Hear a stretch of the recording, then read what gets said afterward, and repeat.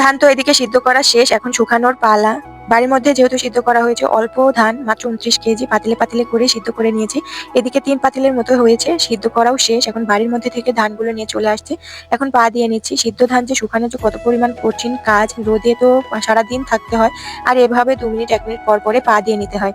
তো কি করা, আমরা যেহেতু বাড়িতেই সিদ্ধ করা ধান খাই, তো এটা আমাদের অভ্যাস হয়ে গিয়েছে। কিনা চাউলের ভাত আসলে আমাদের কাছে সেরকম ভালো লাগে না, মিষ্টিও লাগে না। এদিকে মাঠের দিকে চেয়েছিলাম, যে মাঠে শুধুমাত্র মানুষ আর মানুষ। যে সময় একসময় মানুষই দেখা যেত না, মাঠ প্রায় শেষ। ওইদিকে দেখতে গিয়ে দেখো এখানে কবুতর লেগে আমার ধানগুলোই শেষ করে ফেললো। এরা সিদ্ধ ধান ভীষণ খায়। উঠানে কিন্তু পাশেই ধান রাখা রয়েছে।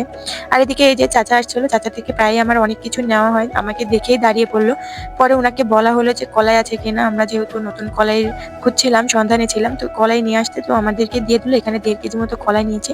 আপাতত আমরা বড়ি দিব, এটাই দিয়ে খাওয়া শুরু করব। দেখি আগামীতে কত কেজি কলাইয়ের বড়ি দিতে পারি। তো আজকের মতো আল্লাহ হাফেজ।